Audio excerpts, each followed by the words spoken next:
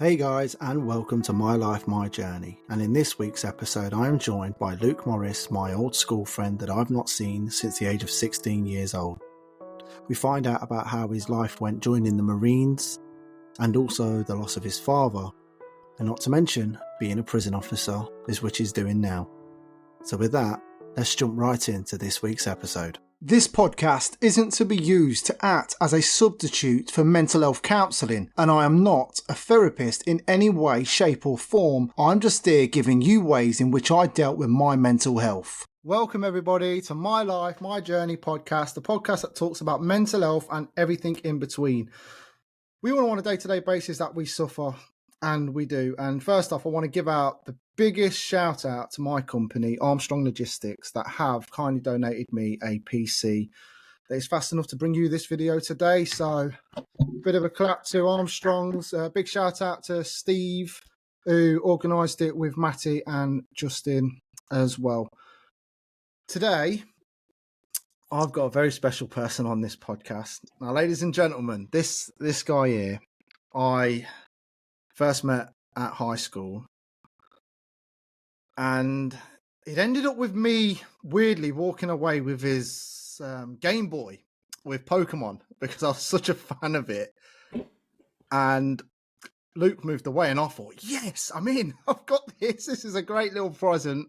Nope. Well, little did we know. Yeah, I moved to a place called Barwell and went to a school there, and guess who was there? It was Luke. So everybody, this is Luke Morrison. Morrison? What am I doing? So it's Luke Morris. So it's Luke Morris. And yeah, we haven't seen each other. We worked out the other day, was it 15 years, 16 years? No, it's longer than that. And the rest, mate, it's 23. About 23 years. Yep. Well, yeah, 16. I'm 38 now. So yeah, same. We're old. I'm missing a tooth. Yeah, I've got two, but mine were pulled out. I didn't have an accident to get rid of mine. Yeah, I did. Storm Eunice, opening a curtain on a double-decker container trailer, and the wind caught it, smashed my tooth, and it's basically that tooth there, and it split in half like that. So the middle bit had fell out, and I had this little spike. And I said to the dentist, I need it gone. and he took it out. So, Pain. So yeah. So Luke, welcome to the podcast. Thank you for coming on and joining me today. It's a real pleasure to have such a friend from a long time ago who would have known me before all of my mental issues and my breakdown. But we was saying just before, yeah, exactly. I was going to say just before the podcast started, and I said I might have ADHD. You was kind of like, yeah, I think you've always had that, JJ. Definitely. So, Luke, what you been up to? Have I changed in any way in all these years? Is there anything different, or do I still look like the same guy? Well, you've not got much taller. I know I'm a bit about as big. Well, you know, I've got muscly though. Oh, that bad boy. They're going gym. They're cute, aren't they? Yeah, they are cute. They're cute. That's cute. You're horrible to me. I've started gym. I know you have. You've been, 13 weeks now straight? It is, yeah. Yes. It's like I keep track, and you've just started a new program and everything. It's like I keep track. I love that you do keep track, because it shows. Well, to be fair, you've been looking for me for years on Facebook. I've also been looking for you for years on Facebook, and we can never find each other. And I was literally just messaging everybody. Did you used to have a squirrel? Did you used to have a squirrel? Because, well, tell the story to the listeners about this squirrel. So it also, well, how old were we? What? Year 7? Year 7, yeah. So my dad basically was a carpenter, worked on construction sites, and he went to work one day and literally found it curled up on a digger's tyre. And he brought it back home, read about how to keep it. You know, this is when, you had dial-up internet. So it took him forever to find out how to look after it. So we bottle fed it and everything else, and this thing lived in the house, held up in your coat pockets, in the sleeve of your jumpers, absolutely everything. had to wear jeans around the house because if the squirrel was running around the house, it would run up your trouser legs, it'd run up the phone line. And absolutely, we had that for a good few months. It was absolutely mental. Bit my mum on the end of the nose when she was on the phone one time. Mate, so entertaining. It was a great squirrel as well. It was cool. What was the name of Stanley? Was it Stanley? Stanley the squirrel. Stanley the squirrel. Because wasn't the road called Stanley? Was it something to do with the road name where he found it? I'm going to go with if you remember that. Great. I ain't got a clue. I could have sworn he said he's cool. Because I remember when I first come round to your house, there was this squirrel up on your curtain pole, and I was like, "What's that? What's that up there?" And you're like, "Oh, that's Stanley." Yeah. I was like, "Mate, that's amazing. You've got this squirrel." Yeah. And your dad come in, and you've got such a lovely dad. From what I remember, he was so calm, placid, just a loving kind of guy. And this squirrel jumped off the curtain pole and onto your dad's shoulder, and he was like, "Hello, Stanley." Yeah. And off you went. Yeah. Yeah. Oh, amazing, mate. Amazing. So, madness. But then, you moved out. You moved away, and I lost my mate. I gained a Game Boy, but I lost my mate. Sorry, I mean, you chased me down the road a couple of miles anyway. I did actually, yeah. It was very upsetting to lose you, mate. You know what I mean? Yeah, you was a good friend of mine, and I always looked up to you. You was always that cool kid for me. You was always like, you was, Luke. I looked up to you a lot. You was a good, strong friend to have because I never grew up with loads of close friends because we kept moving around different places. And when I met you, I felt like, I've got a real cool guy here. He understands me. He's not judgmental. He just goes with the flow and he's so laid back and he includes me within the group of wherever you are. And that showed as well because when I went to William Bradford, you had already been there and established yourself as no longer the new kid, but you had your own friends as well. The minute you saw me, you could have easily just sort of brushed me off because let's face it, that was quite a racist school. I had quite a hard time with race. It was terrible. Yeah. And I walked and I saw you wearing the blazer and I was just like, is that Luke? And it was. And you didn't shun me off. You actually accepted me straight away. Of course. And you told all your mates, oh my God, this is my mate from my old school. And we've both come together. And I'll never forget that, what you did for me. I always spoke to my mum about you, about how you treated me and that. You was always respectful. And I have to give you a clap, Luke, because honestly, your mum and dad have raised a beautiful human being. I'm going to say you got my dad to thank there. His words were, always treat someone how you want them to treat you. Yeah. You know what? You've done exactly that. So I love you for it. Hopefully now we found each other, we can grow old together. Oh, of course. we have to meet up. I know you come up the other week, didn't you? And I couldn't get down to you, and I was really upset and gutted. So, it's all right. Let me know when you're next free. I mean, I've got next weekend. I'm free, and then it's every couple of weekends after that. And you're an hour away. Yeah, exactly. It really takes no time because I'm 5 minutes off the motorway. I can get on the motorway and be on the M1 in 5 minutes. See, and that's basically me in it as well, just off the motorway. Well, I'm actually living where you used to live, literally around the corner from where you used to live. I won't say it on air where we live in case we get stalked. Are you to the left or the right of the high school? Right. Okay. You're more towards the south. You're more towards the shops. Yeah, the shops. Yeah. I'm not saying the name. I'm not that bad. So, what did you get up to, Luke? So after you've left school, how did you do in school, for instance? What was your grades? Did you get the grades you wanted? I got A to C, which will do. I wasn't expecting A's to C's, so that will work.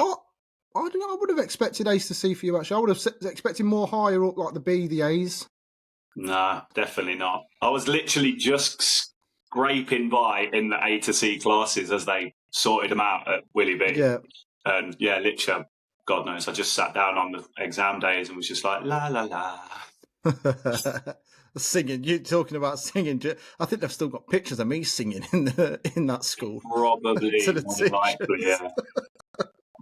Madness. Absolute madness. My GCSEs, and then I vanished in September all the way down to Devon, where I joined the Royal Marines. An actual Marine. Yeah, I joined at 16. Hold up. How does a 16-year-old get into the Marines? Because from what I see on TV, watching the Marines and stuff like that, you have to be pretty like buff and tough and like take no crap off anybody kind of thing. And you were this Luke, this pleasant guy that was super placid, that could have easily have been a future teacher / mentor. But I did always see soldier in you because of the way that you were and treated people around you. I saw soldier. Yeah. No. I didn't know Marine because Marine, I would always put Marine next to bully. And I'm obviously totally wrong here, but that's how I would look at it from watching the TV programs. They seem to be pretty brutal to the new recruits or whatever. So right, how does a placid guy? I get where you're going. Basically, to get in, you have to go on a 3-day assessment where they will put you through your paces. You won't get the treatment that I'll get to in a bit. You go on a 3-day course where they'll put you through swimming tests, running, physical activity tests, teamwork tests, which is one of the main things they will push, because obviously everything about the military is the person next to you, the people next to you are the people that have got you back. That is it. So once you do your 3-day test, they will sit you down in a room. They'll call people's names. You don't know if you've passed or not when they're calling people's names. So they'll separate the group and they'll either say in one room or the other, congratulations, you've passed, or commiserations, come back in a few months' time, try again. This is what you failed on. Right. Pretty harsh then. For me, I passed, which was a big surprise to me because I wasn't expecting to at that point in time. So I hadn't done any training to get in. I just thought, sod it, it'll be a good idea to try. So I did that. I did my 3 days before the GCSEs. Then you have to go on interviews. So, if you're in Leicester High Street, you go right in the town centre, you turn up, you hook a right and you walk up all the way to the end. That's where they're... the career centre. Yeah, I've been there because I signed up there, but Mrs. fell pregnant, so I signed out. Yeah, that's fair. So, I went in there. I had medicals there, interviews there, exams there to get in. And then on the 9th of September 2001, was my joining day. Wow. Yeah. What was going through your body at that time in your mind? Honestly, I was looking forward to it. Really, yeah. And then a couple of days later, something horrific in the world happened. September 11th. 9/11. I actually remember where I was on that day, and it weren't doing something as pleasurable as you. I was actually in a sock packing place on my days off from college. So I was actually working part-time whilst I was doing an ICT course and car mechanic course. But I was packing socks. And it come on the news, and I was like, wow, is this real? Nice. It weren't. Yeah, I bet. But yeah, so I was really looking forward to it. I mean, obviously, my mum and dad were, they just always assumed it'd be the worst. But at 16, you can't actually be sent you can go out of the country, but you can't actually be sent into any active war zones or anything like that. All right. So I was going to ask about that. How was mum and dad actually? Were they okay with all this, being such a young person and the chance of losing? Dad wasn't. No? Mum signed the paperwork. Yeah. But there was arguments in that house. I would love to have been a fly on the ball that night when you gone. Yeah, no. The problem was it was either going to be I joined at 16 with their blessing or I'd have joined at 18 without it. Yeah. Plus, you've got to follow your passion really as well. Ain't you? If that's what your head was on and you wanted to do that, yeah. Sometimes you've got to be headstrong. I blame my granddad for it. He literally, because all my granddad did was we'd go over there every Sunday. And if it's a hot, nice day, he'd take us out the back. He'd have the air rifles. He'd set everything up and tell us stories about his time in the military. And he's teaching me and my cousin how to shoot. So, I mean, of course, my brain's going to go, this is fun. So you and your brother, Del Boy Rodney, and then Granddad is Albert, join the war. During the war, back in my day. No, but on a serious note, I wouldn't blame your granddad because I don't think you regret it, do you? You don't regret being in.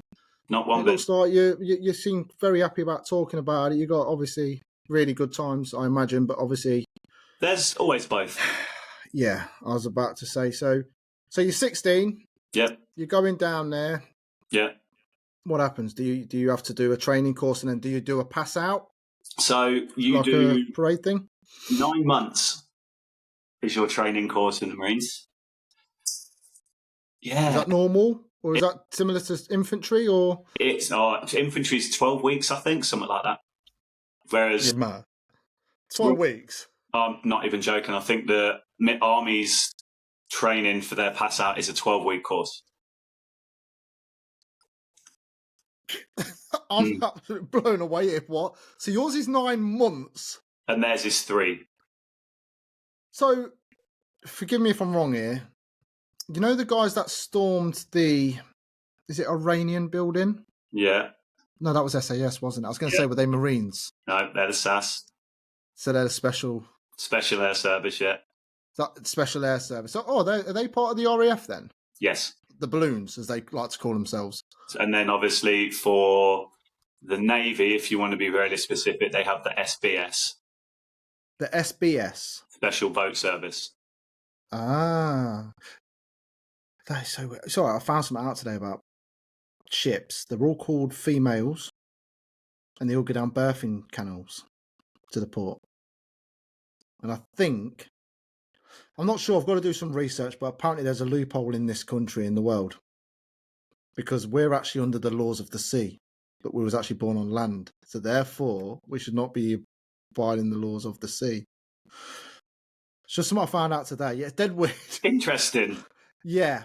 Definitely I'm not going to go too much into that, people, right? But I've got a link, and I'm going to research this, because apparently we might be able to squash everything. Tax and everything. Like, seriously, we're under the wrong rules.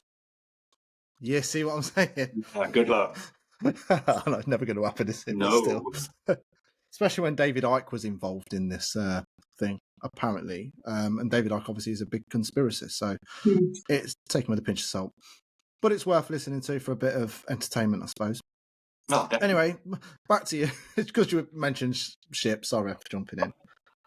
So, yeah, you join in at 16, and I obviously did my training, did my passing out parade, get my Green Beret, and then you go off to wherever you've picked, so like one of the 3 main bases, and then you start your career as a Marine. But obviously, I was still too young, so I joined the football team pretty much and did lots of other training, doing different things till I turned 18. Right. And those bases, are they the same as the infantry bases, like Germany, Cyprus, then off to Afghan, or is it pretty much everywhere? Except there's 3 of them scattered around the UK, which are the main Marine bases, and then obviously all the other bases are general use, where we can go on to any of the bases in Germany, Cyprus, everywhere you want to go. Brilliant. So the lifestyle there is good. What was it like being 16? You've left school, you've left home life where mum is doing everything for you, so to speak. You're in here now, you're your own man. What's it like from that 16 to 18 period? I know you're playing football and having fun, but is it hard? It's hard because you've got to learn to change. You've got to learn to do everything for yourself. The only thing you're still not doing yourself all the time is obviously your cooking if you're on base, because breakfast, lunch and dinner are all provided. You got to do your own washing, your own ironing, absolutely everything else is all you've got to do yourself. So it's a big change, and obviously being away from home, it's a big change.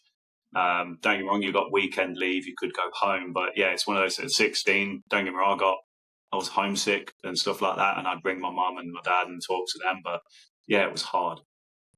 Wow. When you're getting paid, I take it as well. Oh yeah. Yeah, so at 16, getting paid a decent salary at 16, I was happy with that. Yeah, no, fair play. Yeah, that was fun. Poor Luke, being homesick. I'm just thinking of you there all alone. Did you make a lot of friends there? Or were they all sort of similar? Or were you, like, how many 16-year-olds were there, or were most of them come straight in at 18? There weren't many. I mean, in our troop, there was 3 16-year-olds, and then it just went up in age from there, up to, I think the oldest one was 32, but he got like special dispensation to get in, because after a certain age, you have to be granted a pass to get in, where you have to be exceptionally fit. This guy he was like a judo champion or something. Can't remember his name, but wow, okay. he got in, but yeah, so yeah, it's just a massive mixed age range, but everyone looked out for each other and helped each other, which was massively beneficial for me at that age. No, sorted. So what happens after that then? So you're 18. You're this Marine now. I take it you've got yourself a nice little group of people there, group of friends that you're the brotherhood, so to speak. Did you all get a tattoo, matching tattoo of your? Nope. No, you're not one of them. I've got tattoos, but not like that. But yeah, no. So yeah, from as soon as you turn 18, I can be given proper tours and things to go on. I could be sent to war zones and stuff like that. Different operations. So they were hard. I was going to say, what was that like going to your first kind of real operation? So you've had all this training going. Now you've got to show your training. Yeah. What was that like, having that pressure on your head, knowing that you've got to look after your mates' backs and keep your eyes open? Because I imagine that's a lot of stress and a lot of responsibility for an 18-year-old to carry on his shoulders in case something did go wrong. It's terrifying. Because literally, so you get thrown in, I'd say the deep end, but it's not. You've been trained for literally pretty much nearly everything they can give you. But yeah, as you said, it's terrifying. It's terrifying because anything could happen. You could walk around the corner into an ambush, and you've then got to try and save you and your mates, and they're obviously all trying to do the same. But in your head, you don't know what's going on. You've just got to try and keep everything together and stay calm, because if you're panicking and stressed out, you're not going to think clearly. That's what I was going to say. If emotions take over, I imagine you might make the wrong decision as well that could cost your life. It's a lot to take on, mate. I think you've got to be a special kind of person to do that. But missing something. I don't think you're missing anything, mate. Like I said, even from school days, you were this guy that was quite headstrong. Didn't really. I don't think anybody ever actually told you what to do. I think you were just that guy that just sort of. I think a lot of people looked up to you. If I'm being honest, I know I definitely did. So I imagine other people did as well. They just saw you as this headstrong lad that sort of knew where he was going in life, sort of had it figured out. Well, that's what you were giving at anyway. Whether that was going through your head or not. Take it, but it's definitely not what I thought. No, I looked up to you quite a lot, mate. And I've told you this, so I don't want to keep, you know what I mean? I love you, obviously. But, so what was mum and dad saying the minute that you gave them that phone call? Which one? That you are going into your first operation, and where was that operation? Obviously, you don't have to go into too much depth if you're not allowed to, because I get the MOD. I understand all that. Yeah. I didn't tell them. Wow. Did they find out? Yeah, but not from me. How red did your mum's face go? Oh, I imagine very. Don't get me wrong, I got a bollocking when I got back, but bollocking and a bonus, because I know you get paid well when you're doing tours, don't you? So yeah, you get paid for that, yeah. But I didn't tell them because I knew it'd cause more stress and stuff like that than they needed to deal with. They've got you back now, so at least you've had your life experience doing it. Mm-hmm. You've perhaps made some really lifelong friends now that have got you back throughout. So talking about friendship, what were your friendship groups like in the Marines? And what would you do on your off days? If you were like, because see, my cousin's in the army, was in the army for 15 years, and he's told me some amazing stories, shall we say, about certain places. Like I said, I was supposed to go in with him, but I pulled out last minute because my missus fell pregnant, and I thought, you know what, I'll be honest with you, I was scared about friendly fire because of my skin colour. I thought, Middle East, me, friendly fire, I'm not doing it. So I'll stay and be a dad and let my baby see me grow. Yeah. Let me see my baby grow. Yeah. And plus I didn't want to leave my partner to raise a child on her own and worrying about me over there, what's happened. So we went in, but he told me quite a lot of stories about Germany. about certain places that he used to visit with his friends. Oh, I bet. Yeah, he'd been arrested quite a few times, I've been told, by the military police. Mm. And he was always talking about Civvy Street. I'm still not Civvy Street, Civilian Street? What's That's just civilian life. Civilian life, right? That's literally all it means. Civvy Street's just another way of saying civilian life. Ah, right, okay. And he always talks about his number, his service number or something like this, so he knows it all. But he never really did anything like warish. It was more peacekeeping. Yeah. So he used to tell me, I think his last tour was Somalia. Big thing, yeah.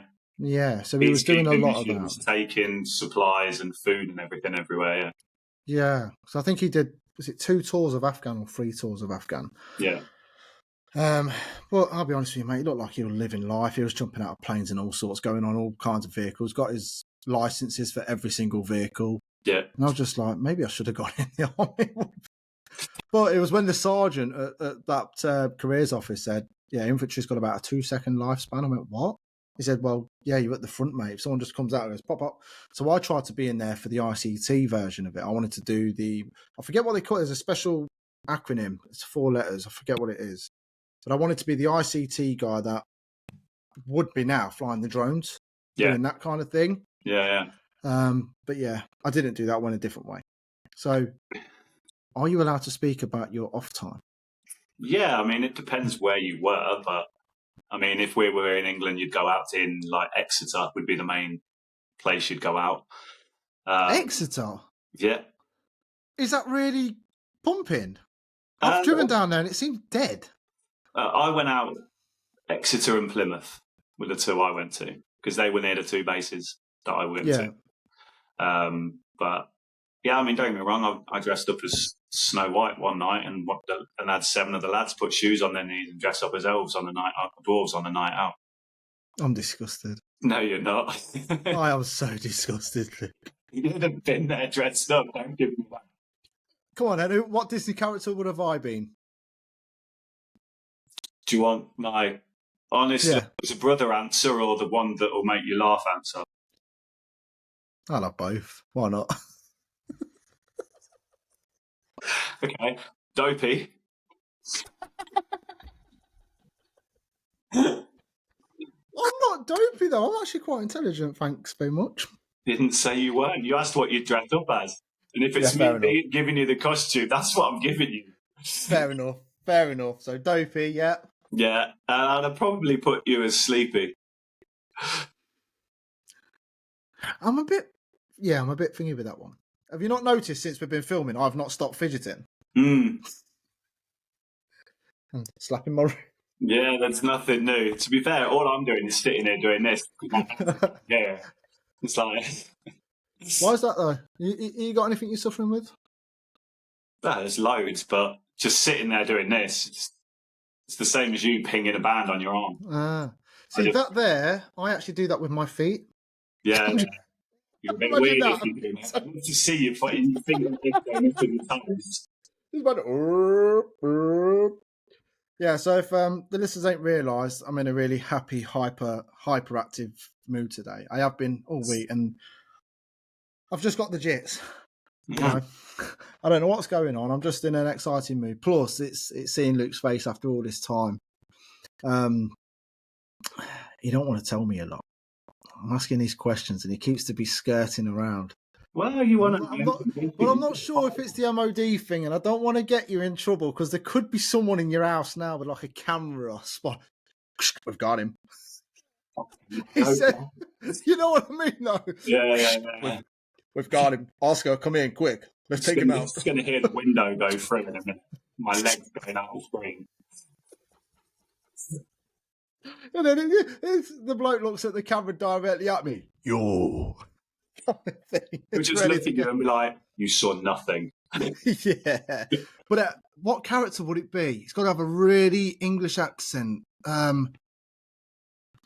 don't even know. It's got to be like a Jason Statham kind of character, isn't it? Yeah. You saw nothing, son. Mate, I saw nothing. You just sitting there going, I'm blind. Mate, I'm see no evil, hear no evil, speak no evil. But what about the fourth monkey? He doesn't ear see or do anything because he's on his phone.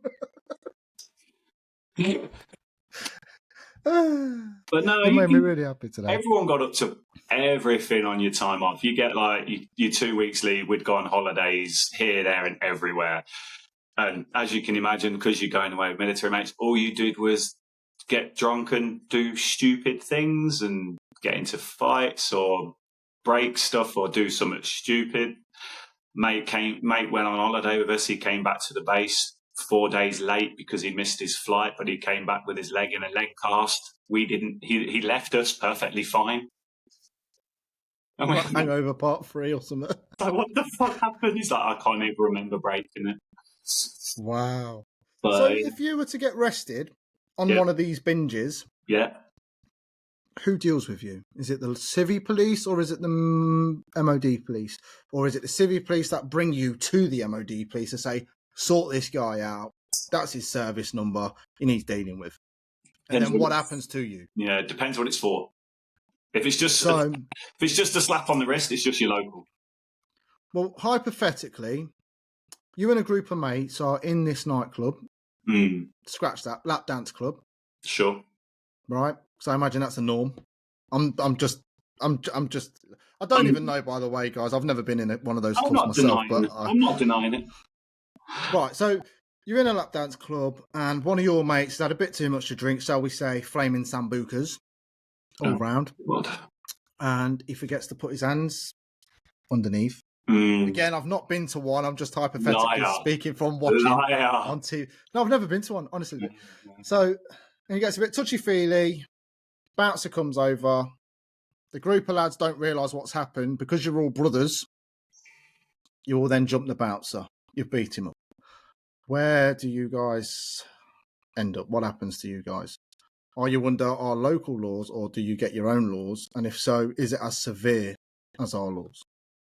You'd get dragged to the normal police station because it'd be for assault. They'd be ringing the military because you've dragged the military and you've dragged their name into dispute and all of that jazz. So you'd be potentially court-martialed and dishonourably discharged. And then I suppose they could push charges on you as the normal police as well for assault.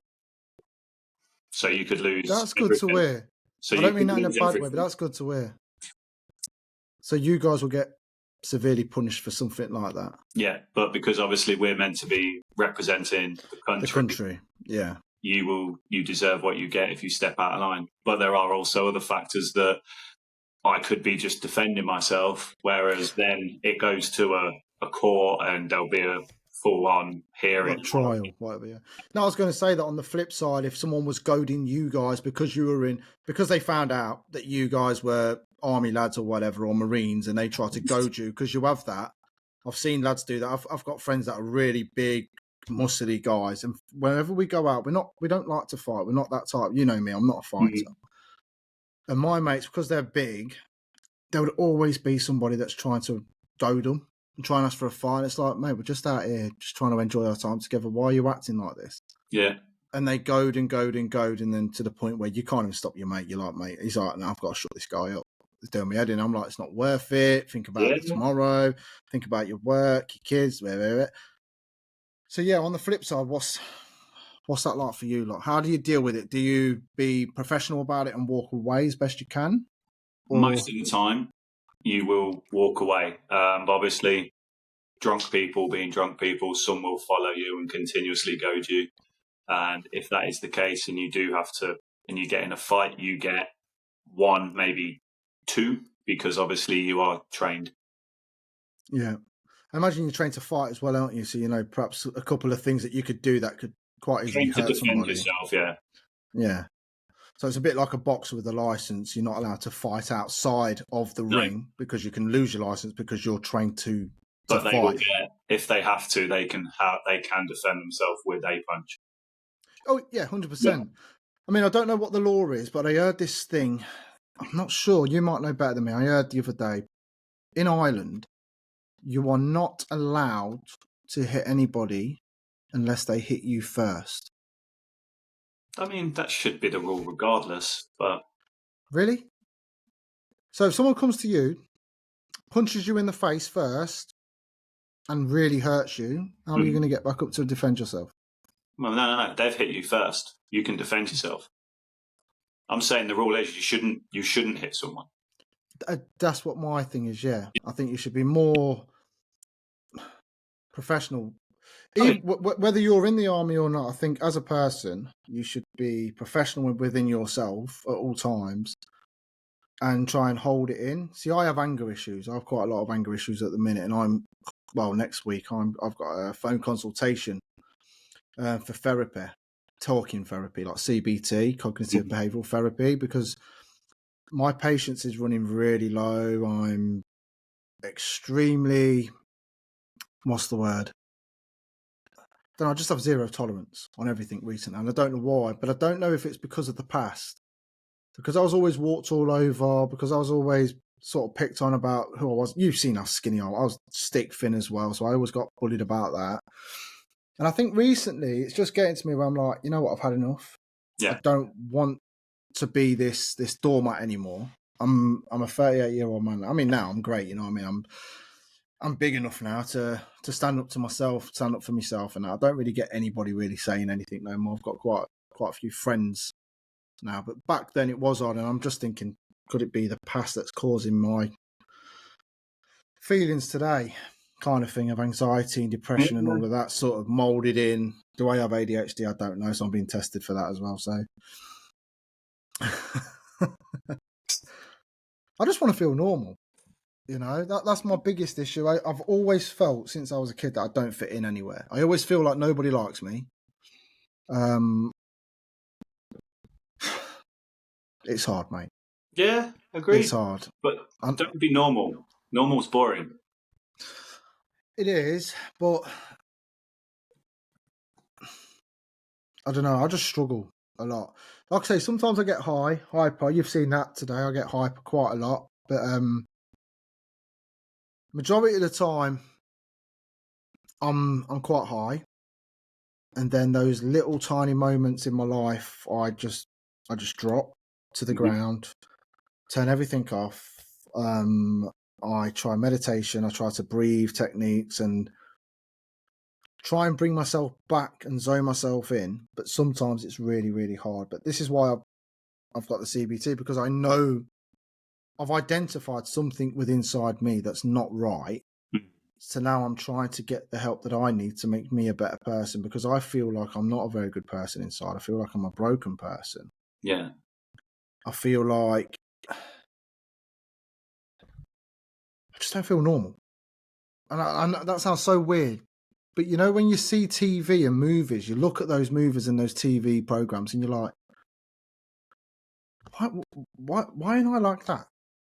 But then you have to tell yourself it's been scripted to look like that. There is no real life out there. Say, like at the minute, me and my daughter, we love watching Modern Family.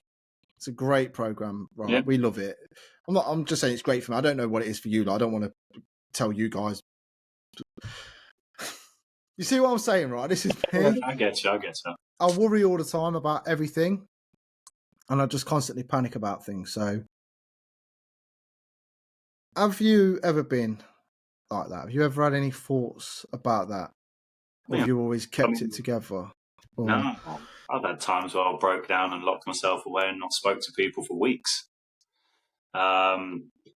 It's just how you learn to deal with it. What's your drag you back into snap you into that mood again, where you start talking to people and you're like, okay, I've got to snap out of this. You've got to get a different mindset going. I mean, I'll sit down and sometimes I'll play FIFA just to chill out. Not because I'm any good at it, but I can just focus on that and chill out and zone out, or and go off, or I'll go down the driving range, or I'll do something. Anything that will just where you can just zone out and focus on one thing. I've tried sitting there writing it all down. Doesn't work for me. Might work for someone else. Doesn't work for me. I've tried listening to music. Doesn't work for me. Everyone has to find their own thing that will work for them. But it took me a while. I mean, what was it? A couple of years ago, I had 4 months off work due to my mental health. And I had counselling through work and stuff like that. And Yeah, it's hard, really hard, but just how you can slowly drag yourself back out of it again. I never knew that, Luke. How would Never you? knew. Not spoke for years.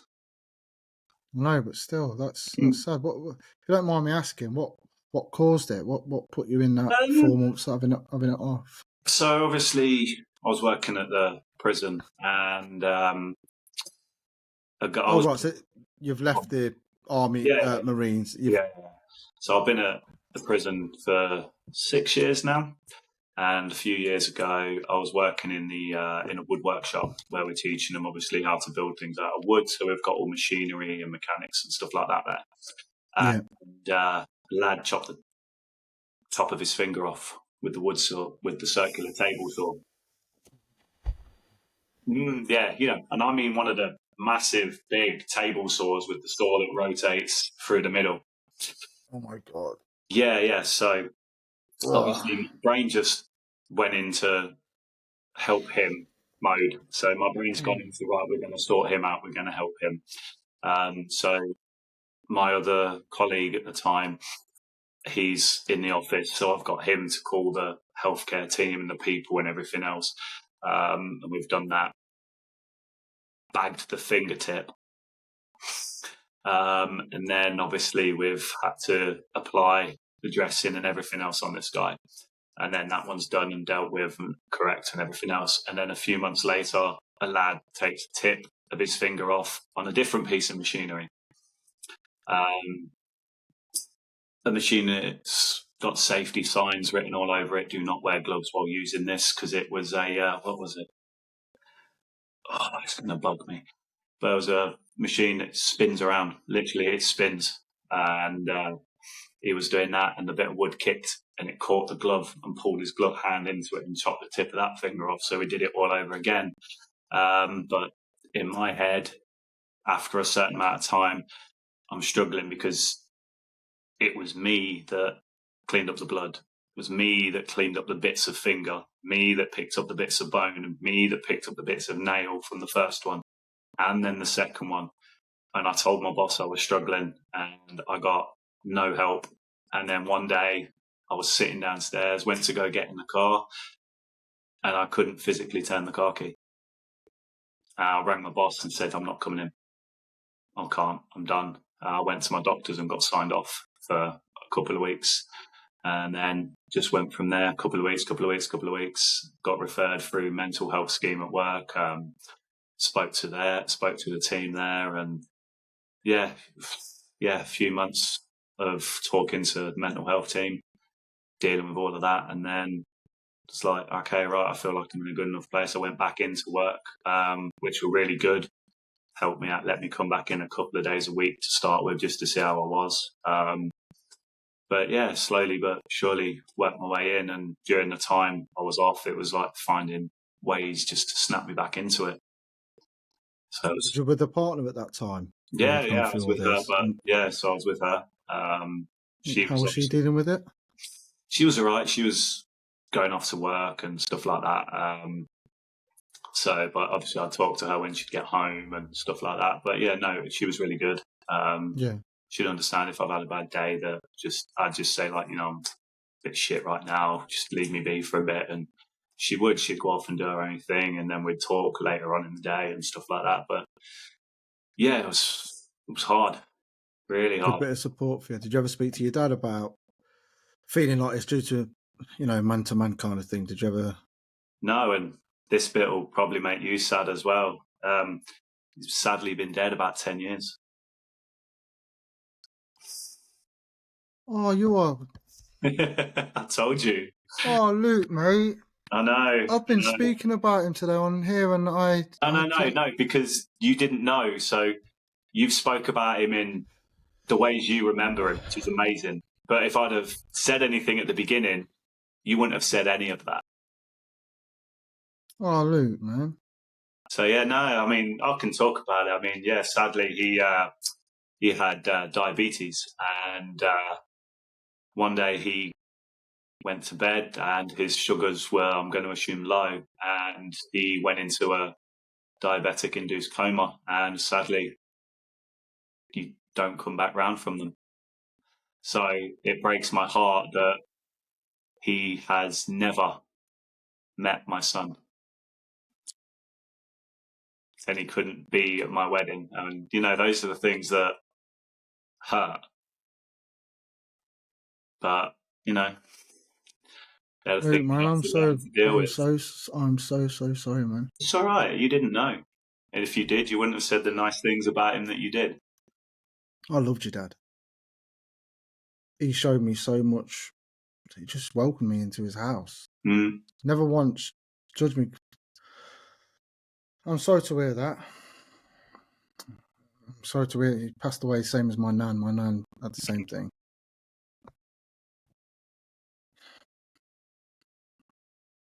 See, I told you it'd make you sad. It has, Luke, because it's what you've said as well about not meeting your child, being at your wedding as well. Yeah. How I don't even want to ask how your mum is, because I can only imagine what your mum is. Such a sweetheart she was. Yeah, I mean, don't get me wrong, she still misses him, because all she's ever known was my dad. And then obviously he passed away. It's been really, really hard on her. There's times where I've been with her and she'll drink a little bit of wine and she'll say, I still miss him. I'm like, well, yeah, that's all you knew. Oh, I mean, she's moved now. She lives by the sea and that, so she goes for walks down the seafront nearly every day. So, but yeah, so she's doing a lot better than she used to be. You're going to have to give me your address. I want to send some flowers. Yeah, that's fine. From me, if that's all right. Of course. Yeah? Yeah. Happy to. If you ever get a chance to, yeah, I'd like to go and visit her as well. Yeah, we'll give her a hug. I don't want to spark any memories about it, or I just want to... No, I mean, she won't care. She'll love talking about it. And I'll tell you what, because of where it is, we'll talk about it and we'll set it all up for the summer, because trust me, your kids will love it. Yeah. Yeah, there's arcades, everything. Oh, they love that. Yeah, exactly. Oh, man. Well, Luke, I am so sorry that's happened. It's all right. I really am. I'm actually lost for words, mate. That's rare. Yeah, that's what I said. I can talk about it because it's long enough in the past that I can talk about it. It took me, I think it was 6 or 7 years before I could listen to a U2 song. Yeah. So, just bring back memories, yeah. Yeah, it'd come on in the radio. I'd change the station immediately. I just couldn't listen to him, because obviously every time I'd get in the car with him, he'd put his CD in the U2, anything U2. But yeah, now it pops on and yeah, I'm fine. But now it just brings back memories of him, which I can deal with and function with now. Yeah. But yeah, it took so long to listen to him. He's still here. He's still looking over you. I'm a great believer in, as long as you remember the person, they still live. That's how I deal with things. I'm not going to tell you how to deal with things. It's your dad, and you've shocked me, mate. Honestly, I'm actually a bit lost for words at the minute. Right, okay. So I'm trying to compose myself, mate, because that is shocking news. I wish we were still in contact, because then maybe I could have been closer to you and helped you a lot through it. I know you do. So all right. So you're going through this breakdown due to what's happened at prison with these lads' fingers and stuff like that. Yep. Did you ever see anything like this during your time in the Marines? Was there anything?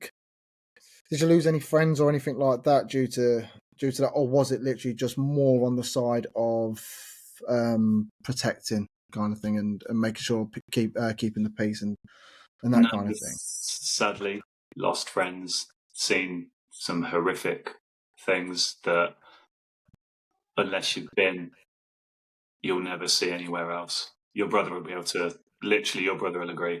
If he's seen anything in a war zone, he'll agree that the thing. Oh, my cousin, yeah. Yeah. Oh, so it's my cousin, yeah. The things you see you'll never see anywhere else. Oh. And so we've got a friend who listens to this podcast. I'm hoping to get him on. He runs his own YouTube page called Show Your War Face. Right, honestly, he's a cracking bloke. I'm trying to get him on, and he's suffering real bad. Check him out, Luke. Show Your War Face. If you can, on Instagram, reach out to him. Say that you're a friend of mine. I'm sitting in the wife's office right now, so you know. Oh yeah. Oh, brilliant. Reach out to him and say that you're Luke and you're Jermaine's friend. And chat with him. Yeah. Chat with him. He's a great. I'm trying to get him on here at the minute, though. I think he's been training for a marathon because he's trying to keep himself fit. Is he insane? To be fair, I think it's keeping his mind occupied. Well, I bet it is. Yeah. So he was going to come on, but he's doing that, and I don't want to pressurize him to come on. Yeah. But he has started his own YouTube channel. Reach out to him. I think you two would have a lot to talk about because he also was in the army and stuff like that. I don't know his position in the army because a friend of a friend had introduced me to him. Yeah. And we've only ever spoke over Instagram, but he is a local lad. Yeah. So prison life. How long you been locked up for, baby? So I was an officer for a year, and now I'm a workshops instructor. This is coming up to my 5th year, so 6 years in total I've been there. Wow. Yeah. So your dad is going to be super proud of you being a carpenter, Chippy. You're in that kind of environment, aren't you? I imagine within the workshop. Well, obviously, I'm not at the minute in that wood workshop for obvious reasons. Yeah. But yeah, I mean, some of the stuff you can do in there is phenomenal. I mean, some of the stuff they pump out. Actually, there's a company that they work with, and the stuff that they make for this company is sold to wedding venues and stuff like that. Oh, so okay. The stuff is made to a very high quality that goes out the door. So yeah, it's really, really good. And with the prisoners, do they get rewarded for that in any way, or? Because I know it's on the road to rehabilitation, isn't it? That's why they're putting through these workshops to get them back ready for the working world, I'd imagine. Yeah. So the whole point is obviously they get up in the morning, they come to work like me and you would do. They do their day's work, they'll get a lunch break, and then they'll go back to their cells for their lunch, and they'll come back in the afternoon and work. So yeah, it's pretty much trying to set them up to do a normal work. They get paid, they can earn bonuses and stuff like that. But yeah, brilliant. Some of them, it's teaching them really well then. Yeah, some of them do. I mean, in the shop I'm in at the minute, we actually deliver them a qualification, which they can use in the outside world. So, which is quite nice. Brilliant. No, so you turn in, correctional facility basically. It's look, you made a mistake once in your life. Here's your second chance. Yeah. Here's a qualification out to the real world. But sometimes in the real world they don't give ex-convicts a great time.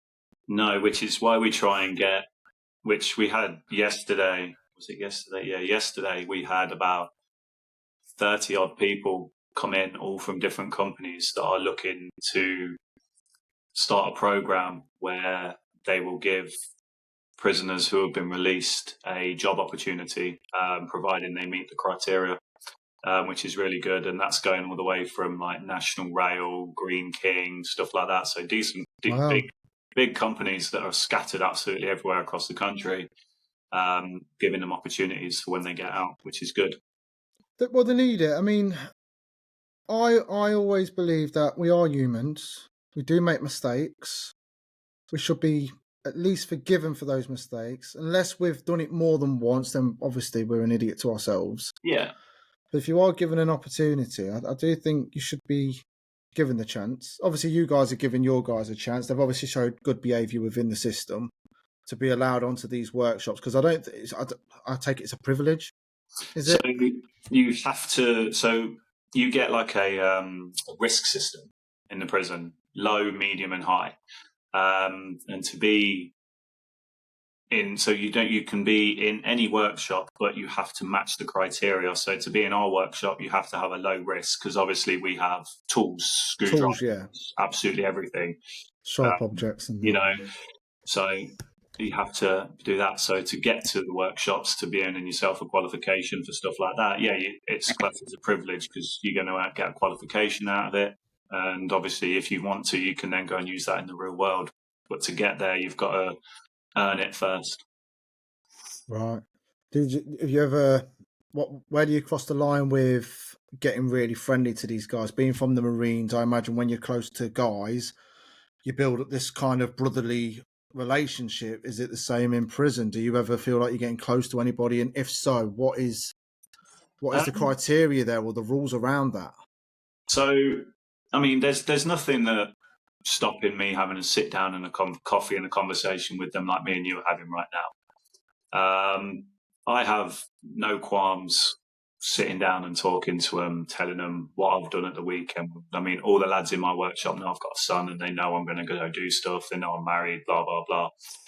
The only things that you don't really tell them are, I live at this address and this is the car I'm driving. But other than that, I have no issue talking to them. I mean, they're just regular guys at the end of the day that have made a mistake and been chucked in prison. So I'll just sit down and talk to them like anybody else. Yeah. Treat them like human beings at the end of the day. Have you ever felt threatened at all or? Nope. Never? No. That's because of the guy you are. I've told you. I've had a guy that's literally been like this far away screaming in my face, and I've got other officers like right behind me saying, "Go on, we're ready," that are ready to do their job and help me calm that situation down. But I know he's not angry at me because I wasn't there for the issue that actually happened. So I know he's not screaming at me. He's screaming at my uniform when I was an officer. Yeah. So I've just let him scream and scream and scream. He's turned around, walked off. 5 minutes later, he's came back out of his cell, walked up to me and said, "I'm so sorry for screaming at you and getting in your face and stuff like this. I'm so thankful that you didn't go with the other guys and do your jobs and put me on the floor and put me behind my door." I told him, I'm going to write you up for getting into my face and stuff like that. But it could have been so much worse. But that's the closest I've ever come for someone potentially trying to go for me. But I've always been able just to sit down and talk to them. So for me, you've dealt with that absolutely beautifully. You haven't escalated it in any way, shape or form. Now, these officers that were behind you, were they actually physically behind you or were they in your ear on an earpiece? No, they were literally physically behind me, hand on my back to let me know that. So with them speaking like that, that could have quite literally have escalated things quite quickly. I think you've dealt with that the best way by staying quiet, letting the guy vent, walk away, and then fair play to him as well. He's come back and apologised for his actions. But yeah, that could have been a lot worse if they had goaded him that much, because he could have lost it. He could have just you know what I mean? So did you write those officers up for putting you in a situation? No, because all they've turned around and said is, "We're here if you need it," which they've not said, "Let's do it, let's get him." All they've done is say, "If it gets to that point, we're here." So the way they'll do it is there's Surely you would know that. Surely you would know that without them saying anything. Well, no, because you're on a wing, so I'm on a landing. When he started just yelling at me, it was just me and him. Oh, right, okay. No, I get you. I didn't know that they'd came and they'd stood behind me because I'm right there until I felt their hands touch my back and say, "We're here if you need it." Right, get you. So I thought that you three were just walking down, happy as Larry, about to get yourself a cup of coffee and a smoke or whatever, and this guy comes in front of your face and they're like, literally. So it was just me. I mean, he was screaming and shouting at me for something that had happened earlier in the day and blah blah blah. And then they'd heard it. They'd turned up if I needed it, but nothing didn't go anywhere. You can get like that though. That's a lot like mental health, where you could perceive something or you could take something that somebody said, and in your head, it becomes something totally different. Mm-hmm. And then you can lash out at a person quite easily over something that didn't actually mean that's because you've read the situation like that. Yeah. So I'm burping there. I'm having a bit of backlash. I know you're drinking water. I know I'm drinking water, but the missus made me a spaghetti bolognese today. Like I say, I'm on this health kick, so it's water. I've had a cup of coffee for a bit of energy, which has got 1 sugar in, which is now cold. So, Yum. well, it's been great catching up. So, what's your future? Where are you thinking? Because I know you're married now. Congratulations on that. Yeah, I mean, yeah, Can't believe you're married. I want to be married. I like really want to be married, but it's just so expensive. yeah, but do it the easy way then. What's that? Pretend. No, Well, we've been propose. together for 16 years. We've been together, so I think that's cool. Is that class as like civil? Yeah, it's still not married. I mean, why do it the easy way? I mean, hell, you're smart enough to get married at the bloody council offices because you only need the paper bit to be I married. was thinking that. I have And asked her then that. literally, You know? what you've got to do is hire somewhere that's nice to have like a reception party kind of thing. Have a small ceremony with your mates where that won't cost that much, and then just chuck a bit more money towards the party. Yeah. So I was thinking like having it at the city ground, you know. It'd be amazing. So yeah, a friend had one there. I actually shot a wedding there. Been there a Sorry. few times. Yeah, I shot a wedding there for a friend of ours. I did a full wedding shoot for him. It's a great place. It's a really great place. So, join the Marines then. So I want to go back. So I want to know where you visited. So where's the places that you visited and what would you say is your number one destination? Madagascar. Madagascar? Yep. Was there a zebra there with a circus hat? Yeah, I mean, he was singing Afro Circus. It was proper trippy. It did me right in. Right? I know. I think Will Smith slapped the circus horse for some reason. I don't know why. But no, yeah, so just peacekeeping missions, as you brought up already. Yeah. But yeah, Madagascar. Madagascar. Yeah.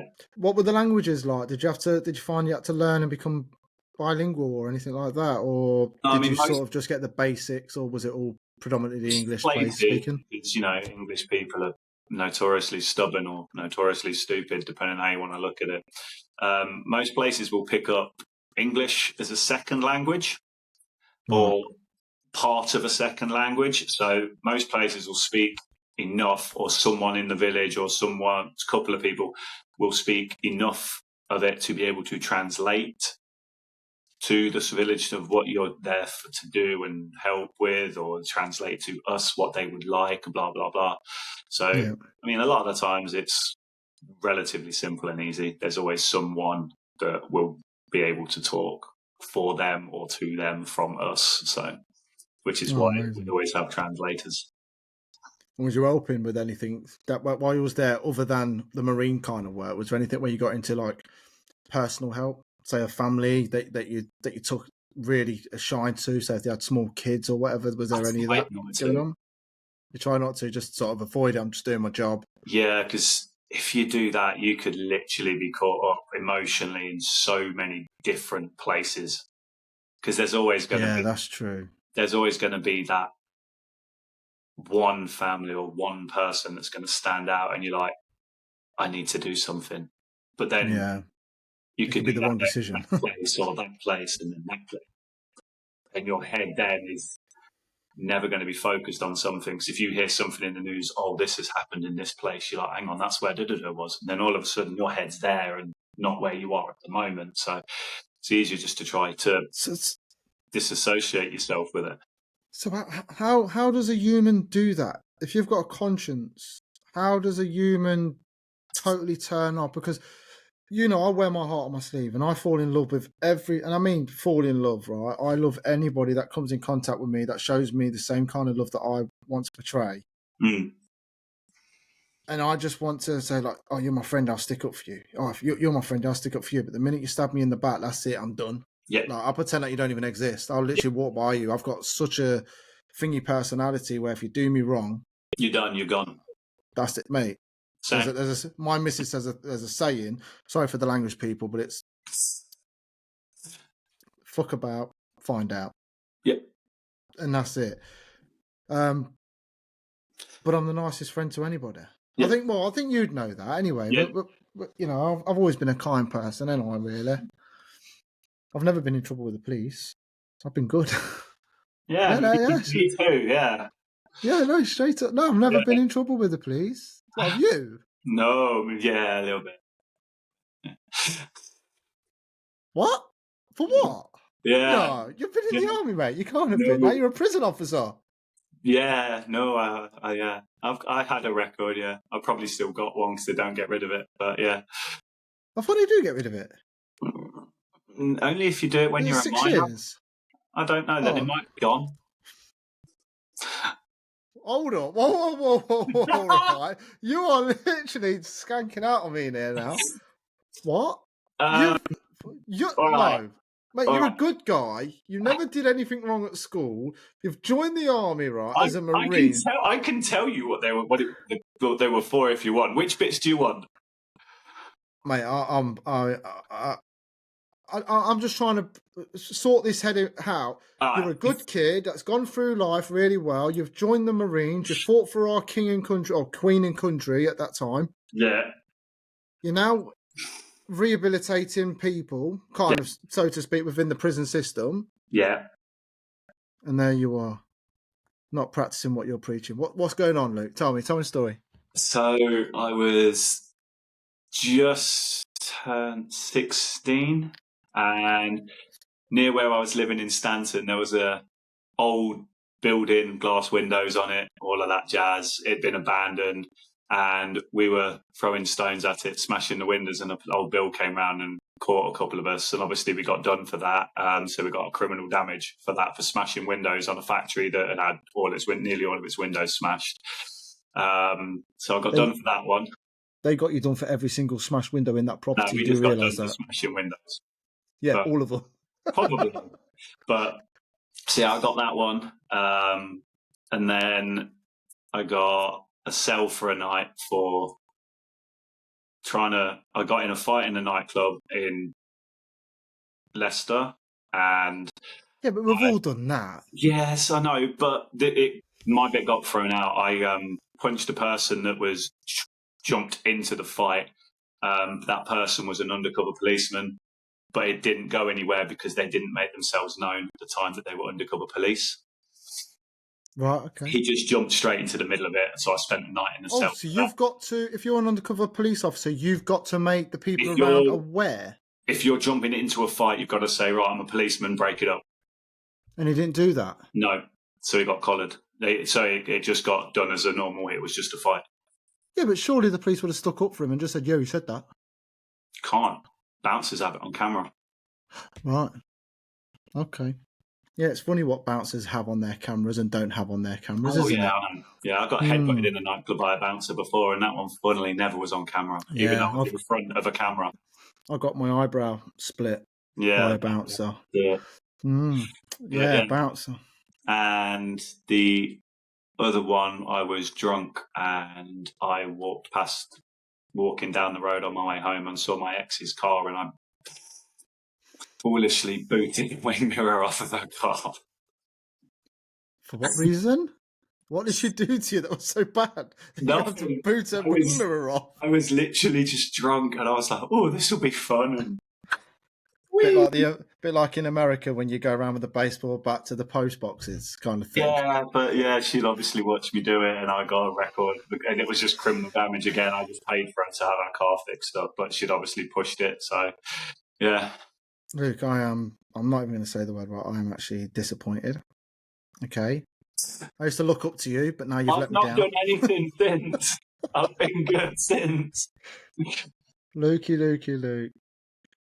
Have you ever done anything in the Marines that you are not proud of? No.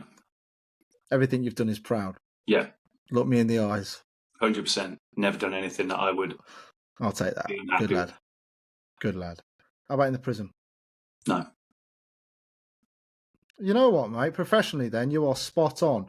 Yeah, outside of work, I'm a bit of an arse, but... I must admit, that's new for me, because I've never, ever would have put you in that category. I still don't put you in that category, by the way. I imagine that was just an adolescence kind of thing that you had done. Yeah.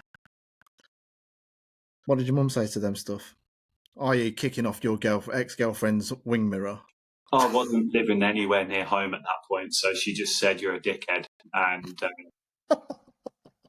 my dad was about, and he just laughed at me and said, "You're a fucking moron." Sorry for the language, but dad being dad. But yeah. Just, mate. learn from your mistakes, and I have done so. Fair play, though, mate. You've been very vulnerable on here. You've opened up about what's gone on, obviously, with you with the 4 months as well. Yeah. I appreciate you for bringing that up. I am very, very sorry about your dad, by the way. That has really touched me in places because I did. You, so that's fine. He was an amazing bloke, amazing mother as well. And Luke, mate, it's been a pleasure having you on. It's been absolute pleasure, mate. Play it again sometime. Definitely, you've cheered me up, but then you've let me down, like with the sad news. So it's been one of those rollercoaster. And then right at the end, you're like, "But I was also a bad boy." Hit my girlfriend's wing mirror off. No, I thought I'd bring a little bit of everything into the podcast for you. I thought I'd mix it all up and throw everything out there. Oh, mate, it's been amazing, to be fair, because I've caught up. You've made me laugh. And a lot of people who listen to this podcast will know that I'm up and down. And I've said this so many times that the way that my mental health is, a lot of the time people wouldn't think I've got one. Okay, because when you are happy, you think, he's all right. He's sound as a pound. But the reality of it is, Luke, do you understand this as well? When you were down in the dumps, you could have days where you're high as a kite because of the people around you. They raise you up, don't they? Yeah. And if you're surrounded by negative people, they obviously drag you down as well into that negative space. And that's what was happening to me a lot of the time. Whereas what I went through, it was literally every day beating myself up. I'll say on this podcast a few times where I've driven my truck and I'm crying in my truck. And I don't know why. It's just happening. And that voice inside your head. Do you have that voice inside your head where you're constantly criticizing yourself, constantly putting yourself down, constantly saying you're not good enough for where you are? Yeah. I can't see you do it. I say I'm not good enough to be a truck driver. I'm not good enough. Even for this podcast, it makes me feel like I'm not good enough for any of this. And that's why I get people on as guests, like professional, like doctors and psychologists and whatnot, because I feel like I need their verification to come on and speak to people that are listening. Because why would you want to listen to me? I'm just a person that went through mental health. And that's why I have this disclaimer on the front of the podcast. But I am actually doing a course at the moment, an online course. Have you kept up with that? I'm not going to lie, no. See, so you're not. Basically, I've actually passed half of it already, and I'm about to put in my 3rd module tomorrow. I then have 1 module left, and then I will have a level 2 certificate in prevention of self-harm and suicide. Good man. And that to me means a lot. So after that, I'm thinking of perhaps doing mental health in the workplace because I want to help other people in the workplace as well. So if I see anybody or identify anybody that's going through these kinds of things and they want to talk, because the problem is, Luke, men don't talk. No, we don't. We keep a lot of stuff in. Literally, we were taught, bottle it up, bottle it up, bottle it up. Yeah. I mean, what's it like for you to say what you'd gone through? How did you ever speak to any male friends around you, or did you feel like you couldn't speak to any male friends around you? What was the thing? Or was you more able to because you was part of the Marine Brotherhood that you felt like you could speak? Honestly, you didn't talk about it. There were nights you could lay there in your bed and you could hear other people crying, and you could say, I could walk up and ask them if they're okay, and instead of giving a legit answer, it'd be, I'm just missing my mum and dad, or I'm missing my wife, I'm missing my kids. Right, yeah. You wouldn't show the true colour kind of thing. So to speak. Same with, don't get me wrong, at work, at the prison, when I took the 4 months off, my other colleague who left the prison because of the same thing, he was in the shop with me, experienced both of them. He left. He's never come back to the prison because he can't bring himself to come back in. We spoke to each other about things, but trying to talk to my boss about it, he kind of just glossed it over. He only really paid attention when I didn't come into work. But maybe that was his way of dealing with it. Maybe he was a bit scared or didn't know how to speak to you. Maybe, but about the said thing. Yeah, maybe. But at that point in time, that's the worst thing he could have done. If it had 100%. then I mean, it might have been different. But hey, to be fair, that is what I'm learning about now in this course. So it says there's a lot of stereotypes about saying. Say if there's somebody that is suicidal that you know, whether it's a family member or you're walking down the street and you see somebody that's trying to harm themselves or do some damage to themselves. It says the stereotype would say, do not mention suicide, do not mention self-harm, because it may amp them to do that. That's actually wrong. Speak to them and actually say the word. Are you actually thinking of suicide right now? Yeah, talk to them. Yeah, and the word cuts deep, and this is what I'm learning in my thing. So now it's like the word commit suicide is such a negative word. Okay, and that's what's in my thing as well. Commit suicide, because commit, the word itself, is almost sounds illegal, like you've committed a crime. Yeah, I know what you're saying. Yeah. So the word that we have to use in that is, if someone did die through suicide, it would be died by suicide. Yeah. Because it's not their fault. From what I'm learning at the moment, when somebody is self-harming or thinking about suicide, it's because they're stuck, they're scared, they're trying for a way out, and all they need is somebody to listen to them, to be non-judgmental, to not stereotype them or to use any kind of trigger words, but to be there, be calm, and listen with not only your ears, but also watch with your eyes as well, so they know, and to repeat back what they've said, so they know that you're listening. Yep. And I've learned about CAMS, which is for the children. So if you've got any small children that are currently not themselves, not their character, they're acting out, they're quiet, they're isolating themselves, they're not enjoying things that they used to enjoy a lot of the time. These are all things to look out for. Instead of not having that conversation with your child because you're a bit scared, you need to act now. Yeah. Straight up and have the talk and come straight out with it. Yep. But remember to be respectful. Yeah, I mean, at the prison, don't get me wrong, we deal with a lot of people that self-harm or think about suicide and stuff like that. That we've had people that have tried. Sadly, we lost a guy the other day that was in my workshop, and I was talking to him, and he seemed off. And I rang the wing and said, something is not right. One of you needs to sit down and talk with him. I put it in an email as well, just to make sure I'd done my end. One of you needs to sit down and talk with him when he gets to the wing. They ignored me. He hung himself that night. That's the reality of it. Yeah. You did the right thing. It even says that in the course. If you feel like you can't deal with the situation, literally get in touch with emergency services straight away, or the next person akin to step in and take over. Because it needs dealing with straight away, because the person feels 9 times out of 10, believe it or not, they don't want to hurt themselves or kill themselves. No, they don't. They see it as they need somebody to listen. It's a last resort. It's the last thing. It's a cry for help. Yeah. It's a cry for help. Yeah. And I urge anybody listening to this, if you have got a friend, family member, small child, anything where you feel it is out of character for that person, act straight away. Do not wait. Do not wait. I'm telling you right now, do not wait, because just don't wait. Nope. Whether it's your best mate, your dad, your brother, cousin, whoever in the pub, having a chat, help.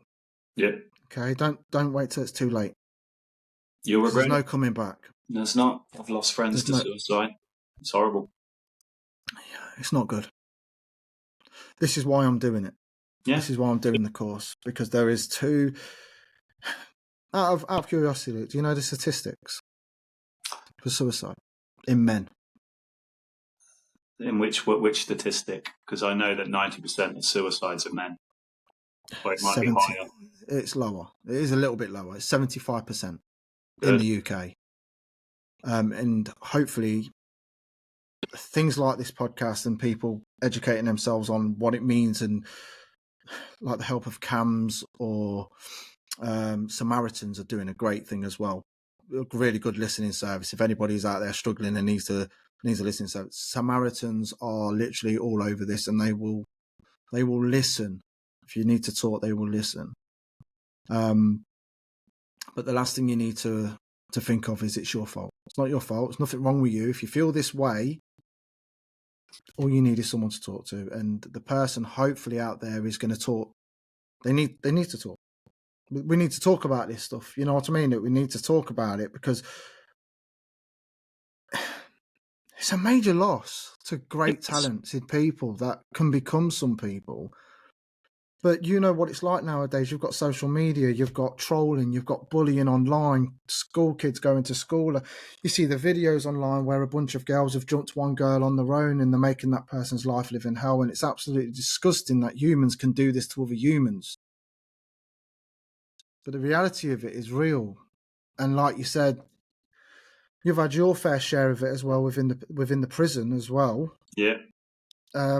What are they doing about that, by the way, with the prison? Are they getting people involved that are trained within that area? We have, so there are numerous health services in the prison. There is psychology department in the prison. There's a mental health services team in the prison. There is literally everything on hand for them. Brilliant. As long as, we can obviously talk to them. We can offer them the steps, but it's obviously down to them to say, yes, I want that help. Yeah. So we can offer them absolutely everything. And hope but obviously you can step in as well without their consent, I'd imagine, if it looks like, hey, this is going too far. Yeah.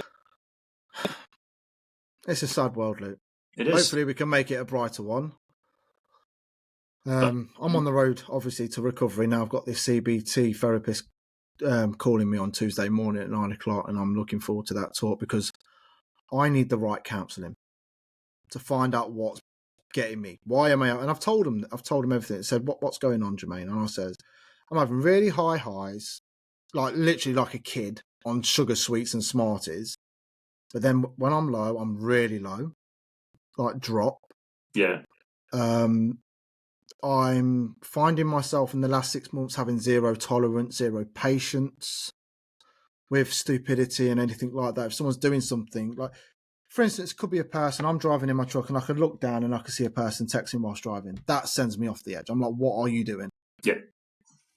What are you doing? You're driving a vehicle, you're texting away. For some reason, it gets me so angry. And my missus will say, like, even when we're driving the car, but that's them. It's not you. You're not breaking the law. They are. Yeah. But them doing that could impact you because they could crash and it could involve you. Yeah. And so it's things like that. I get why it will trigger you. Yeah, it's things like that trigger me a lot. Driving a truck car will put in last minute from lane 3 on the motorway and come straight off to come off a slip road in front of me, and I'm having to brake. That bugs me. But if I'm driving a lorry, that bugged me more because you ain't stopping in 30 feet. You're stopping in 100 feet, and that car's at 35. That car's going to be wound up on your front of your car, on the front of your lorry. And who gets blamed for it? Yeah. Truck driver. That's why you need a dash cam. Oh, we've got dash cams, and it's still always the truck driver's fault. You're the professional. Yeah. You're only professional when it's in front of a traffic commissioner. Mm. You know. It is. And yeah, I've got a lot of triggers due to people like that. And it just winds me up. It's like, why? Why are you doing this stuff?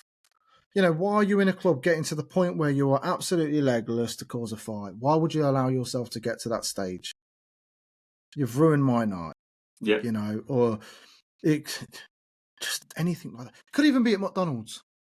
Could be McDonald's, getting to the window and I'm saying, can you bark up at window 2, please? Or, I mean, entertainingly, because I know you've done this, ordering a wrap and putting a picture on Facebook because what was in the wrap was next to nothing. That wound me up. But so this morning, right, we had this breakfast cup. Is this what you're on about, the breakfast? I don't know. This morning? No, you literally, just after we'd added each other on Facebook, you said, I've ordered the wrap of the day, I think it was.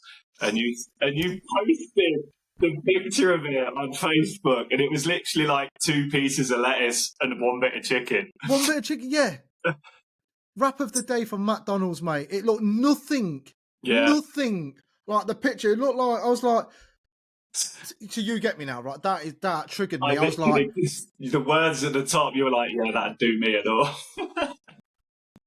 mate, honestly, it's stuff like that. It's incompetence. You'd order from McDonald's, you get home, you check your order. Missing. How? The Yeah, order's on your screen in front of you. The order is on the screen in front of you. He needs that, and that. I know, let's play a trick. We'll just give him that. So but now I then look like an idiot now because now I check the bag. And then they're looking at me as if to say, it's human all in error there. comes in. Sorry? That's where human error comes into it. We're only human. We make mistakes. We do, but now they look at me like I'm making the mistake because now I'm checking every order that I get off them to say, look, mate, I don't trust you. No. Why? When you get to work, do you check your lorry? Every day, yeah. And is that lorry checked the day before? By me, yeah. I check it every day before I go out. You still double check it. I don't see the issue there. You're just double checking to make sure everything. If at McDonald's, Yeah. your lorry, you're making sure everything that you want from McDonald's is there. You're checking everything on your lorry is good. Yeah. It's exactly the same. You're just double checking. Yeah. Well, I'll tell you what, look at my story today. And me and a friend, we got a breakfast baguette. Now, you've not seen the story, so can you please explain to the listeners what a breakfast baguette is in England? Oh, no, I have seen your story. I have. This is where you ranted and moaned because there was no mushrooms. Oh, baked beans! Oh, dear, yeah. Wait, it was one sausage chopped in half, this, yeah. an egg with the yolk popped. Right? A sliver of bacon. Now, everybody know I'm on a health kick, right? I've not ate any fatty food since going to the gym 13 weeks ago, right? And today it was a treat. I said, So you know what? a treat day. Got you. This was a treat for me. I've not ate anything other than clean. Yeah. Right? I've been drinking a lot of Yule. Right? I'm loving Yule at the moment. It's an amazing thing. But I went to my mate Darren. I says, look, let's go and have ourselves a little treat. Let's get a breakfast baguette. Right? I thought, yes. Like that, chilling. Like, yeah. We'll go and sit on the balcony. We're going to treat ourselves today. The sun's out. We're at London Gateway, you know, near Tilbury and now. We're looking out at the sea. Let's have this baguette. Orders up, lav. Grab the plate, go upstairs. Oh, that cost me £6.80 with the cup of tea. I was like, mate, you're having a laugh. If I went down to Ron's Caff, I would have got that for £3. And it would have been a filled baguette with bacon. Would have been 3 pieces of bacon, 3 sausages, loads of baked beans, couple of eggs. You name it, it would have all been there. Plus the tea would have been a refill. Go back up. just saying, if you ever want a breakfast baguette, you know all those little shacks you see off of A roads and stuff like that? Pull into them, they're banging. Yeah, but they are literally heart stoppers. I've had one before and I couldn't breathe. It was like that big. That's why they're so good. There's one actually down in Basildon. Yeah. It's delivered down Basildon, and there was a cob shop there, and the lady used to see me, and she used to say, "You're a truck driver. You look like you need a bit more energy." And she would pack it like 3 quarter-pounders in it, and I used to call it. That is definitely a heart stopper, like a proper. But it was so lovely, mate, because it was so greasy and that. It was just like nom. There used to be a banging one near Hinckley, and literally you'd go up and you'd ask breakfast baguette. Copper kettle. Baguette, be like a foot long baguette. Is that copper kettle on the side of the A5? Near the A5, yeah, near the Aviston. Don't know what it's called now. It's near what it was called, the Hinckley Island Hotel, just round past there. Yeah, I know where you are. Oh, so that's the opposite side then. Yeah. I took the missus there, you know. You what? Me and the missus went there, Hinckley Island Hotel. Yeah. Nice hotel. It is, mate. We went to the Marco Pierre's restaurant on the side of it for my 30th birthday, mate. Well, for her 30th birthday, and I went to the Harley Bar for my birthday. And, nice. Yeah, it's nice, mate. I loved it. Proper, like, yeah. I'm up in the world now, Luke. You know what I mean, bro? You see, mate. Jumping back to the part of it where you said you don't feel like you're the right person to do this. This is why you're the perfect person to do this podcast. Why? Why would you say that? As in what? What's the example? You're sincere. You can empathise, sympathise, and you're relatable. You've been through what other people are going to go through with their highs and their lows, the ups, the downs, depression, anxiety. You've been there. You're going through it. You're talking about it. It gives people more hope I that they can appreciate come that. through the other side. I do appreciate that a lot, because a lot of the times I feel like I'm not allowed to be happy on here. Why? But because you're human. The perception of the world is if you are suffering with mental health, the world needs to think you're always sad and down. But that's not the case. I'm not always sad. I'm not always down. In my workplace, a guy in the transport planner, one of the transport planners at my workplace, is a lovely, lovely lad. And he said to me the other day, "You're the happiest driver. You're always bouncing and joking and jovial with everybody. You get on with everybody here. You love it." And I said to him, believe it or not, I won't mention his name in case he doesn't want me to mention his name on here. But I explained to him what I'm going through and what I'm suffering. I said, a lot of the times, and he said his name then. Sorry, I'm not going to say his name. I'll speak to him and see if I can say his name in future episodes. But I say a lot of the times, mate, we put a smile on or a grin because I'm insecure about certain things. Kay's grandma saw it in me day one. The minute Kay's grandma saw me 16 years ago, she says I went to the lavatory, and it weren't until after that Kay had told me, my grandma just said, he's very insecure. And I went, no one's ever read me, Luke. No one's ever looked me in the eyes and told me exactly what I was. And you know when they say, like, offence, right? I've got this thing. Say no one can offend you. I can't offend you. There's no way I can offend you. Only you can take offence. Yep. And you only take offence if there's an ounce of truth to it. Yep. Because truth hurts. Agreed. Yeah, I agree with that. That's deep, right? Yeah. And I so we was on about this, and I took that to heart when Kay's grandma said that, because I was like, shit. I've let my guard down. She knows exactly what I am. Good. I act in front of my friends and whatever, quite party boy, big-headed, like, I've got this, I've got that, quite jovial. It's because it's a barrier that I put up to protect the real me, because I'm scared of people asking and digging too many questions. Why? About my... That's how you get better. You talk about it. It is, and this is why I started this. This is why, I mean, episode 2, if you listen to it, it's called My Depression and What Happened and How I Ended Up Where I Happened. And yeah, it was quite deep. That was quite deep. Oh, that was painful. But yeah, moving on. I need that talking therapy myself now, so I'm going on to CBT again. I had it before. But I had that mindset where I don't need it. I was on tablets, I was on sertraline, I was on fluoxetines, which is Prozac. They call it Prozac in America, same thing. And I was having, I don't know, I just had this mindset where I thought I could beat it without having tablets, without doing any of that. I'm just going to get on with it, and it is the wrong thing to do. My doctor even,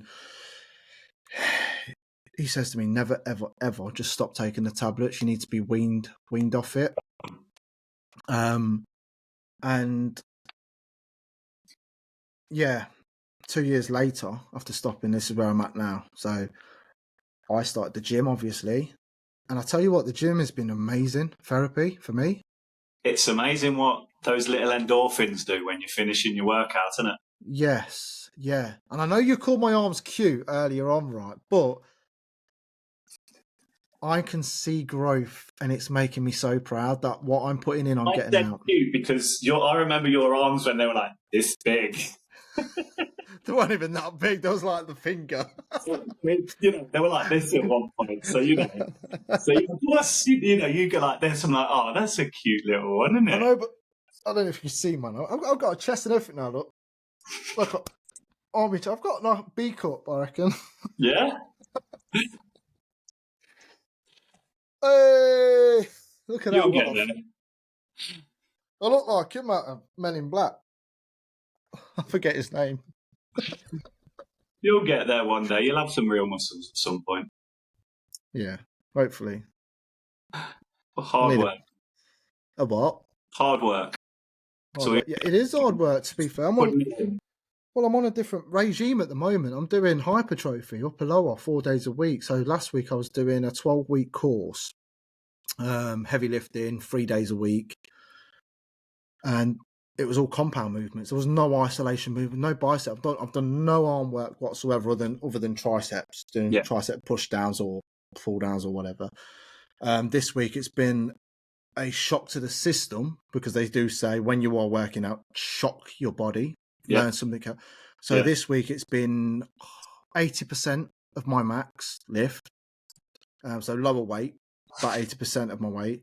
And high reps. So I've been doing 12 reps or whatever, and 60 seconds breathing space. Yep. Whereas before it was like 3 minutes rest. Because big compound movements like your squats and your bench press and your deadlift, they take it out of your body, and you can't. If you were to only have 60-second rest in between those, there's no chance you're going to do the full sets. You're going to fatigue quite quickly. You're not going to be able to do it, or you're going to lose form and not obviously do something and then injure yourself. Yeah, and that's when you start producing quantity over quality. Did you ever hit the gym? What was your sort of routines? Or I go to the gym at work because I get a nice break, so I can use the gym at work. We do bits of everything. So we play badminton, that's a great game. Absolute killer. I love it. I used to play it Fridays. We play it for like 2 hours. Absolute killer. Would you prefer singles or doubles? Singles. Love singles. I can't do singles. Love singles. Me and my mate, to be fair, we're a pretty good doubles team as well, but I prefer singles. I'm going to have to invite you up here and play with us. My friend's a caretaker at school, and he opens up the whole school for us, and we have the school hall, and we play in there, and it's great. Sounds fun. It's great. Yeah, definitely have to get you up there. Yeah. So we do that.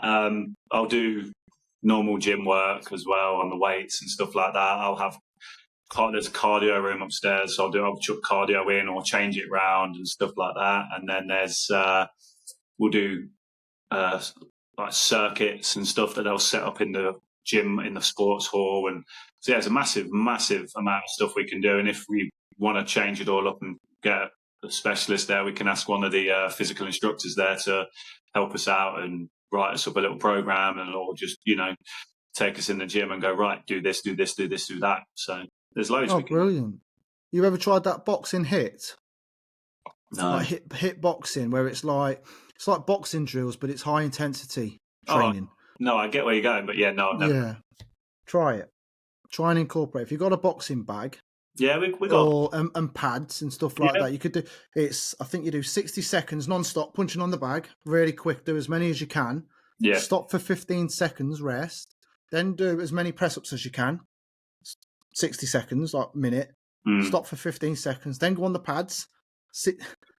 You do that 3 rounds, and honest to God, that will beat any type of cardio workout that you are trying. I promise you. I can guarantee you now I will not do 3 rounds. To be fair, my gym's trying to get me there because I've got classes and that at gym, and he's giving me my code. He's like, Jermaine, I've not seen you yet. And I'm like, I'm too scared. I used to box when I was younger. I'm busy. That's when I'm putting the kids to bed. Well, I used to box up in El Shilton, didn't I? At the place there, do you remember? I went there. The old place right at the top, just before you start going up the hill. That's it, near Chris's Chippy and that, Yeah. Wow. I remember a guy, I went in because I couldn't hit anybody for no reason. So I kept goading the lad. I said, come on, hit, man. He was a big lad. I forget his name, big lad. And instead of punching me, he slaps me with the glove round the ear, and all he heard was ringing. I was like, I was going, ah! But I got him.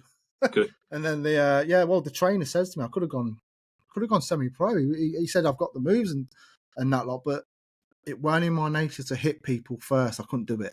I was too like my brothers, my brother, they would cause fights and whatnots, and they've calmed down a bit now. They're both doing really well. My brothers are. My mum's doing really well. Good. My sister's doing really well. My stepdad's now a MOT tester, so we can test your car and MOT check it off. He's just passed that, so he's doing really well. On other news, my daughter has just had braces fitted yesterday, so she's going to fix her teeth, bless her. And Good. I've got a little boy, little Jacob, my little boy. Yeah. Yeah, Jay's cub. You get me? Wow. He's my cub. Dad jokes and everything. Mate, honestly, I've got loads of dad jokes, but they won't be appropriate for this podcast, I don't think. But Oh wow. Okay. what it is with me, with my mental health, I find if I can tell a joke and keep people laughing, that helps me as well. Mm. So I like to be quite comical. Even at work, I've got this friend at the moment that I'm just super close with at work. He's older than me. He's a lot older than me. But I can just tell him jokes because we both get each other. Because we was on about that we are literally the last era of kids that used to play out football on the streets, chucking our jackets down or tops down for a goal post. Yeah. We didn't have the internet. We certainly didn't have mobile phones when I was growing up. In my pocket was pogs or marbles. Pogs, marbles, yeah. Yeah, and that kind of thing. And Walker's Crisp where you could win a £5, and I won a £5 in it. Do you remember that? Yeah. So yeah, we were saying that's why we get on quite well. So he's like 45, so he's older than me. But we are sort of that era. That's where we was brought up. The good old days, Sundays, round your grandma's house or whatever, bullseyes on, or 3, 2, 1, dusty bin and all of that. And, Saturday you watch bullseye. And all that, yeah. Yeah, Saturday night's a generation game with Jim Davison and all of that. And Strike It Lucky. Gladiators. Oh, Gladiators was brilliant. Brilliant. Have you watched the new Gladiators episodes on Netflix? Watch it. Yeah. Watch it. It'll tell you about what happened in America, when it all started and how it all went down. It's actually quite interesting to watch. And it was massive over here, wasn't it? It's huge. Gladiator, ready. Everyone knows, what was his name? Wolf. Yeah. One of those, what was his name? He's got his own clothing line. Player Layer, it's called. Player Layer. Oh, what's his name? It was a gladiator. Yeah, he owns it. And it's all the prep schools, grammar schools, that kind of thing, private schools. They wear this kit. It's expensive. It's basically base layers. God, he's done all right then, hasn't he? Yeah. Hunter, his name is. Oh, yeah, the guy that do that. Yes. Yeah, Hunter owns Player Layer, and I know that because my old job I used to work at, I used to stock it. I was the clothes guy. Yeah. And he come in and he had a picture with me and he had his wife with him, which is that blonde haired. I forget her. Lightning. What was it? What was her name? There was a few. There was a few that had blonde hair, but yeah. Yeah. So I was amazed when I saw that. Anyway, Luke, I feel like we're rambling now. I'll tell you what. Next time we'll talk about you. Oh. Well, because I know up to 16. And then we've just discussed me. We've got America and back. Family, start where that started at. We've got a whole bit of time to go yet. Yeah. America was, yeah. Yeah, see, we've got a whole nother podcast to do yet. Right, ladies and gentlemen, if you've heard that from Luke, we're going to get into that on another day. Yeah. America was great. Good. But it was also hard. It was a hard time there. Good. With the reason why I went over there. All right, keep it. We'll go for it now. We'll go for it again. Luke, mate, you've been absolutely amazing. You've cheered me up. Good. You've made me feel happy. Good. I'm not going to say what I'm already going to say because I am. Yeah. Thank you. Thank you for coming on. Thank you for being such a great friend to me at school as well and giving me an easy time at school and always just looking out for me and stuff like that. So I do appreciate that. To all the listeners out there, thank you so much for joining me on today's podcast. And thank you to Armstrong Logistics for giving me this fantastic gift. Honestly, I couldn't have done this without you guys.